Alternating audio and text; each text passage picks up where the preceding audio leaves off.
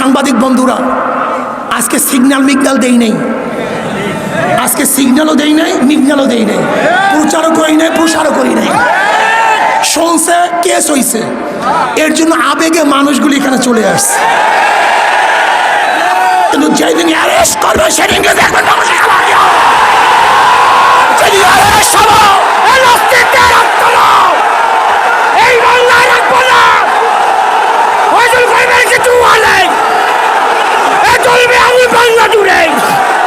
শোনেন,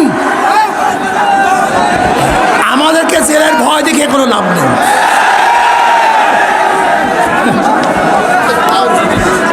লাভ নেই, কোনো লাভ নেই। কেন এনার আত্মজীবন পড়েছে, সাহস হয়েছে, জীবনে বহু জেল কেটেছেন, কথা ঠিক না?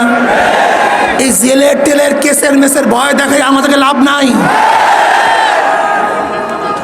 যদি অন্যায় করে থাকি জেলে দেন, আপত্তি নাই, কিন্তু অন্যায় যদি না করি আর জেলে ঢুকবার দুঃসাহস দেখান, তাহলে বাংলাদেশের জনগণ ইনশাআল্লাহ সেই দুঃসাহস আঘাত করবে, আঘাত করবে ইনশাআল্লাহ। কি কথা ঠিক না? যেই দিন এই হাতের মধ্যে হ্যান্ডকাপ লাগবে অন্যায় ভাবে, সেই দিন বাংলাদেশের জনগণ এই হ্যান্ডকাপকে ছিঁড়ে ফেলবে ইনশাআল্লাহ।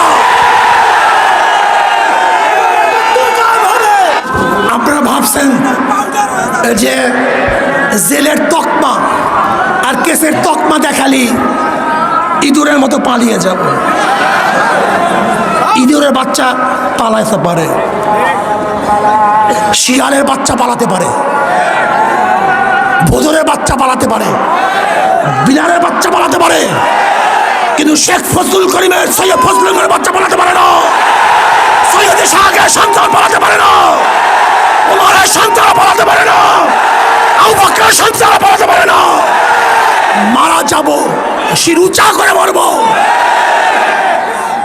রক্ত দেব ইসলামের জন্য, রক্ত দেব, জীবন দেব ইসলামের জন্য, জীবন দেব, এই দেশ রক্ষা করার জন্য জীবন দেব।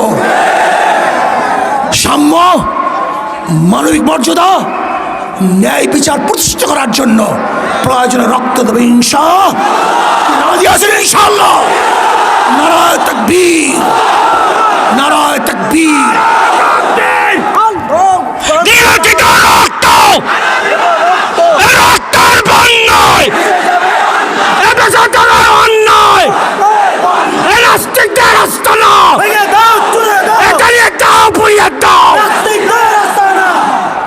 যারা আমাদেরকে জেলে দেখার ভয় দেখান, শেখ সাহেবের শেষ কথা বলি, শেষ করব।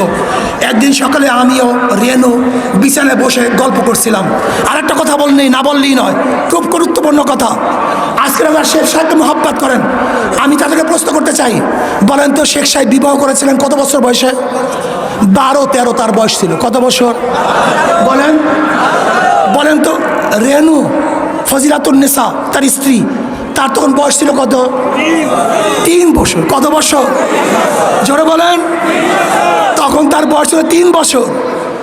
তার বাবা মারা যায় 5 বছরে, তার মা মারা যায় 5 বছরে, 7 বছরে তার দাদা মারা যায়, 7 বছরে তিনি তার ঘরে চলে আসেন।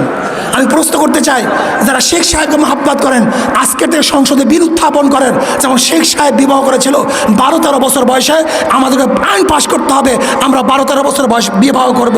আজকে আইন পাশ করতে হবে, রেনু বিবি যেরকম বিবাহ হয়েছিল 3 বছর বয়সে, আমাদের মেয়েদেরকেও 3 বছর বয়সে বিবাহ দিতে হবে। এইটা তো শেখ সাহেবের মহব্বত নাকি? মহব্বত করো না? একদিন সকালে আমিও রেনু বিছানায় বসে গল্প করছিলাম। হাসুও কামার নিচে খেলছিল। হাসু মাঝে মাঝে খেলা ফেলে আমার কাছে আসে আর আব্বা আব্বা বলে ডাকে। কামাল চেয়ে থাকে। এক সময় কামাল হাসুরিকে বলছে, হাসু আপা তোমার আব্বাকে কি আমি একটু আব্বা বলি? আমি আর রেনু দুজনেই শুনলাম। আস্তে আস্তে বিছানা থেকে উঠে যে ওকে কোলে নিয়ে বললাম, আমিও তোমার আব্বা। কামাল আমার কাছে আসতে চাইতো না, আজ গলা ধরে পড়েই রইল। বুঝতে পারলাম এখন আর ও সহ্য করতে পারছে না। নিজের ছেলে অনেক দিন না দেখলে ভুলে যায়। আমি যখন জেলে যাই তখন ওর বয়স মাত্র কয়েক মাস।